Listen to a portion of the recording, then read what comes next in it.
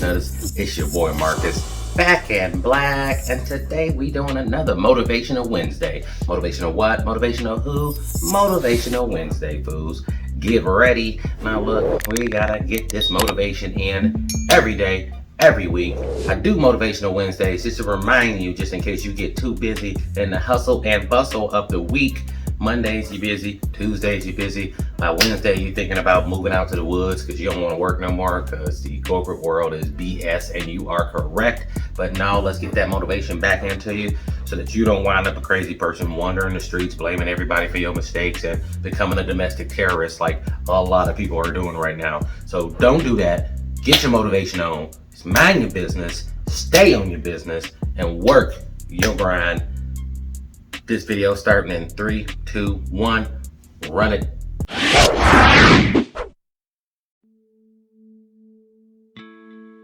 Today is about collaboration, and I'm going to talk to you about what I think is the most important collaboration you will ever get, and that is the collaboration between you and your mind. When you can collaborate with your mind and tell it what you want, you will get what you want.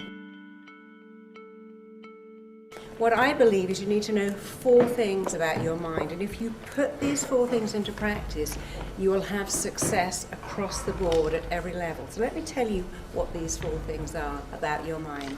Your mind does exactly, specifically, what it thinks you want it to do. It always does what it thinks is in your very best interest. If you haven't got what you want, but you've got behaviors you don't want, you are not collaborating properly with your mind. But I'm going to change that for you. Secondly, your mind is hardwired to move you towards pleasure and away from pain, and that's wired into us from being tribes people. You survive on the planet by avoiding pain.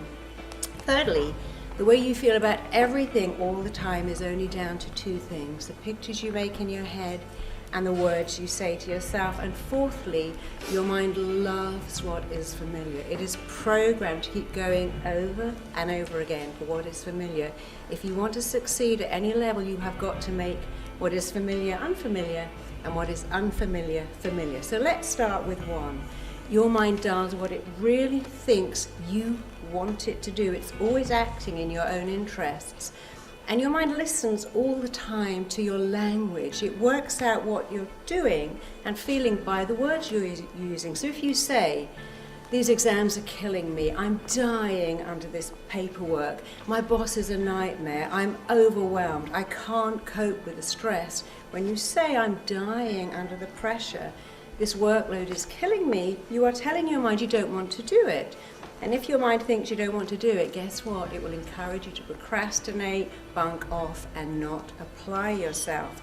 Your mind is so very, very specific to the words you use that if you say, "I'd love a week off in bed, I'm overwhelmed with this stress, I just wish I could have a week off at home lounging around," your mind goes, "There you go, I've given you the flu. Didn't you ask for that? You said you wanted a week off in bed, and I've given you the flu. There's your week off." If you say, "I'm dreading having to give that presentation next Wednesday, I'd do anything to get out of it," your mind's like, "Okay, why don't I wake you up with a migraine or an upset stomach?"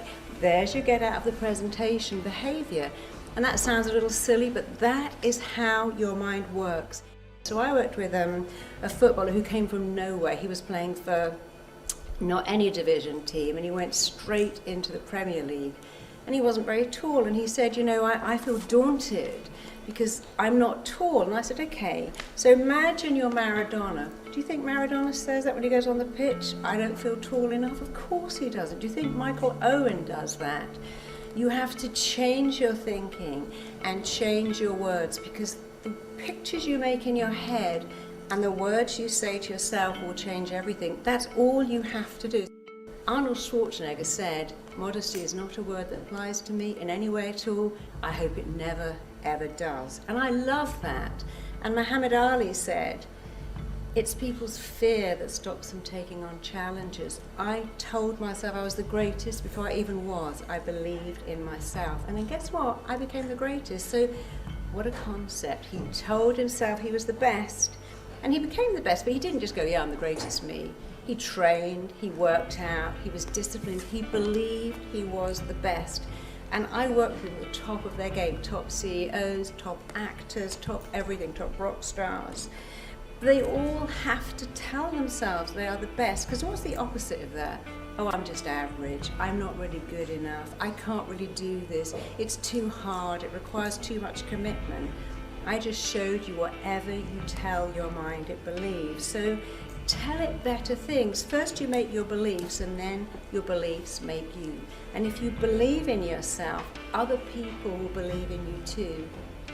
And when you stretch your mind to a new dimension, it never, ever, ever goes back, because your potential expands as you move towards it. You can't even know what your potential is. So when Roger Bannister wanted to run a mile in under 4 minutes and no one had done that, he did these 4 things. He told himself, I want to do that, I want to make it happen. He linked massive pleasure to doing that. He saw constantly his body going through the tape at 239 seconds, and he made it familiar because he did run a mile in under 4 minutes, and that same year 8 more people did it. The following year 57 people did exactly the same thing. So he made what was unfamiliar familiar. You have everything to gain by doing these 4 things. Tell your mind exactly what you want. Use really detailed, descriptive, positive, powerful words. It's not positive thinking, it's rewiring your brain for success. And that is success across the board, not just in business, not just in athletics, but in everything, even in your relationships. Link massive, huge, enormous pleasure to getting there and pain to staying the same. Change the pictures, change the words. When you have a brilliant brain, and we all have a brilliant brain, you have 2 choices. Rationalize why you feel so bad, or talk yourself out of it. I can't cope with these exams, I'm not getting enough sleep. Or change that to, this is temporary, I can do this, I want to do it, I'll sleep later. And make the familiar unfamiliar. Most important, make self-belief so normal to you that everyone else believes in you too.